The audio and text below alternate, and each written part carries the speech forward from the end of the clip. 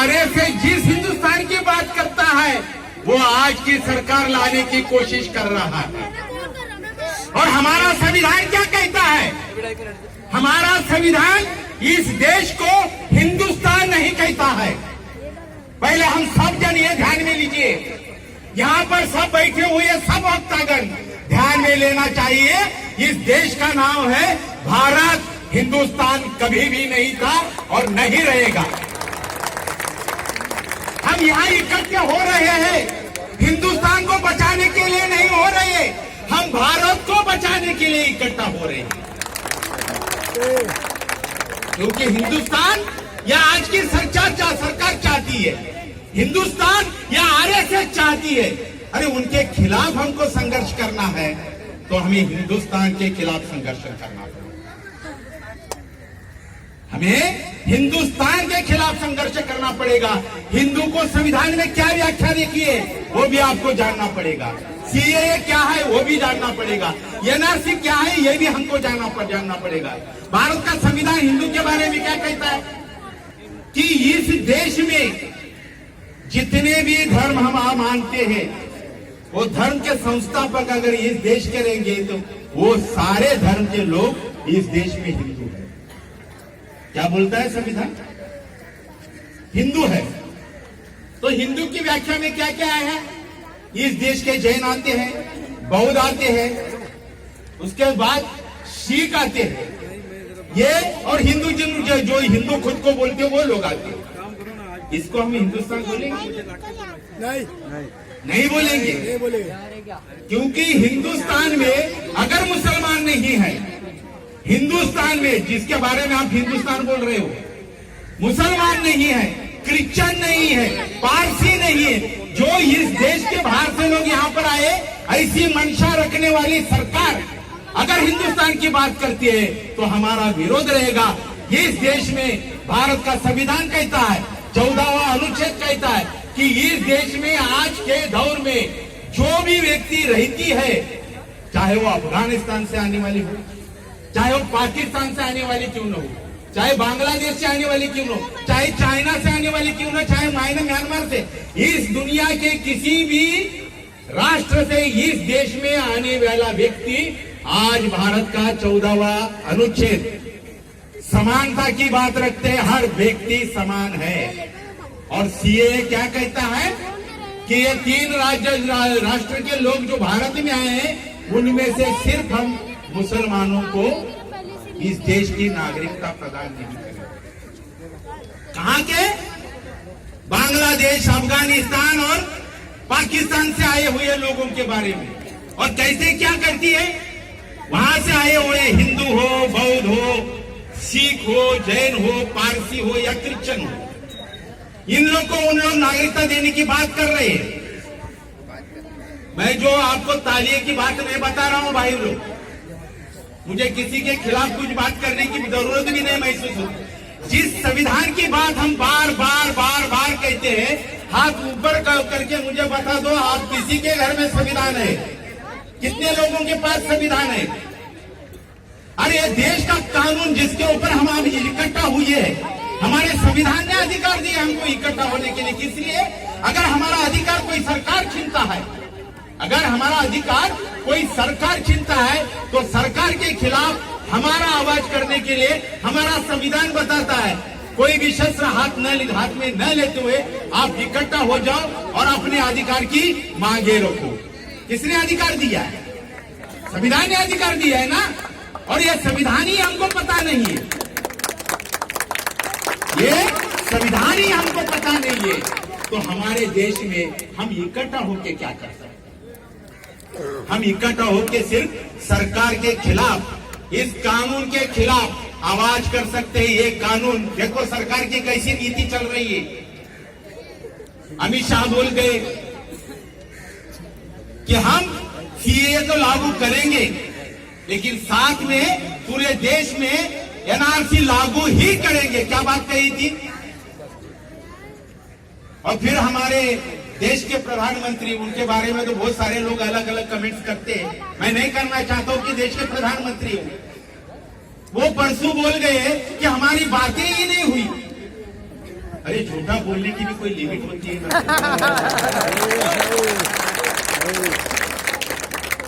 हमारी चर्चा ना कैबिनेट में हुई है, ना संसद में हुई है, और संसद में देश का गृह मंत्री बोलता है कि मैं ये कानून लागू ही करूंगा, तो उस टाइम हमारे देश के प्रधानमंत्री की आंखें बनती, कान बनते या मुंह बनते।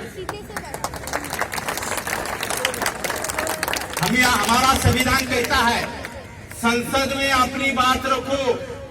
हमारे देश का प्रधानमंत्री बार बार जो भी कुछ बातें आती है तो संसद में बात नहीं रखता है, किसी रामलीला मैदान में बात रखता है। और ये संविधान के खिलाफ चल रहा है, वहां पर हमारी आवाज नहीं आती है, वहां पर हम इकट्ठे नहीं होते। आज यहाँ पर इकट्ठे हुए हैं, ये मैदान में हमको जगह दी है। असल में पुलिस का मैं निषेध करना चाहता हूं। इसका कारण है कि ये जब आवाम इकट्ठी हुई है, ये मैसेज क्या जाएगा कि मुसलमान लोग ही इकट्ठे हुए हैं। ये कौन चाहता है?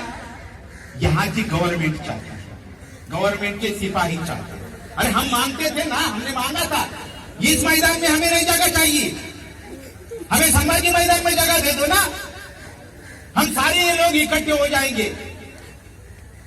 हमारी मजहब हो सकता है कोई भी अलग, लेकिन देश के हम नागरिक हैं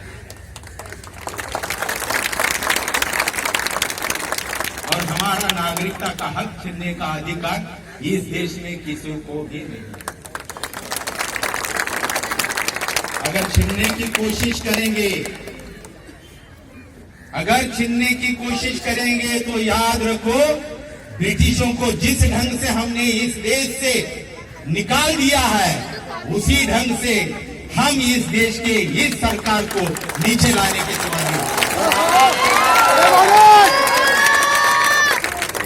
अभी लाएंगे कैसे, लेकिन नीचे बात ये है ना भाई, ताली तो बजा ली आप लोगों ने, कैसे लाएंगे नीचे?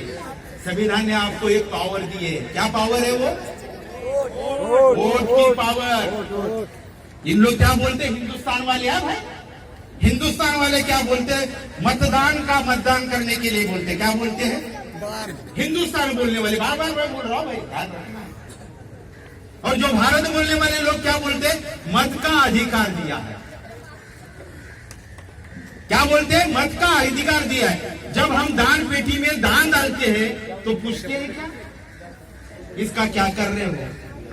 जब हम अधिकार की बात करते हैं तो अधिकार क्या कहता है? मैंने जिस अधिकार से आपको वोट दिया है, जैसे हमारे दीदी को वोट दिया है, कहां हमने वोट दिया है तो हमारा अधिकार होता है उनको पूछने का, भाई तू क्या कर रहे हैं? अधिकार, सबसे बड़ा अधिकार संविधान ने दिया है, और इस अधिकार को हम जात पे, धर्म पे, भाषा या प्रांत पर दे देते, नहीं तो क्या खरीदी भी करते, बेच भी देते। अरे हम बिकने वाले लोग हैं क्या भाई? हमें ये सोचना चाहिए। हर चुनाव में जो चुन के जाते हैं ना, वही कानून बनाते हैं ना। कानून कौन बना रहा है? तो सही लोगों को चुन के देने के बारे में कभी हमने सोचा है? नहीं सोचा है। हमारे आंसरी भाई खड़े रहेंगे तो बोलेंगे हमारा मुस्लिम भाई उसको चुन के दे दो। मैं खड़ा रहूंगा तो बोलेंगे भाई ये फला फला जात का, इसको चुन के दे दो, मेरे जात वाले बोलेंगे। वैसा नहीं होना चाहिए। अगर इस देश में अमन चाहते हैं, इस देश में हमारा अधिकार छीनने के बारे में हम सजग रहना चाहते हैं, तो हमें चुनाव के बारे में भी सोचना पड़ेगा। आपको सोचना पड़ेगा। अब सारी बातें बोलते बोलते मैं असल कानून में आना चाहता हूं, क्योंकि कानून की बात है। जैसे मोदी जी ने कहा कि ये बात नहीं हुई, तो क्यों पीछे ले रहे हैं इन लोग?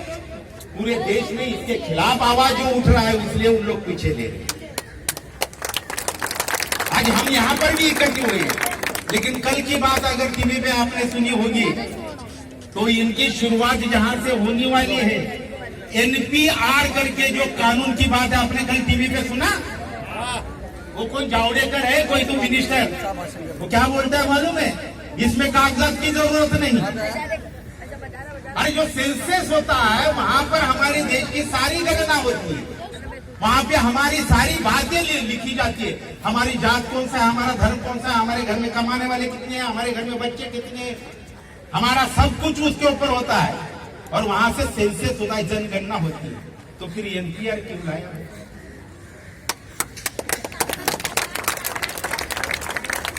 हमें जैसे एनआरसी के बारे में तो लोग पीछे ले रहे हैं, साहब पीछे ले रहे हैं, सरकार पीछे आ रही, सीए के बारे में नहीं।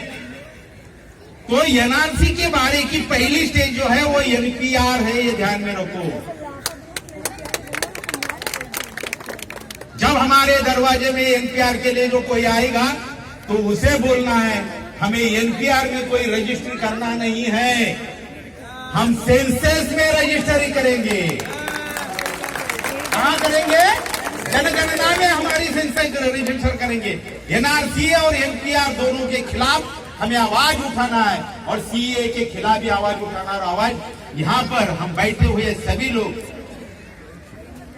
ये बात रखेंगे, यहां तय करेंगे कि सीएए खारिज करना चाहिए। क्या करना चाहिए?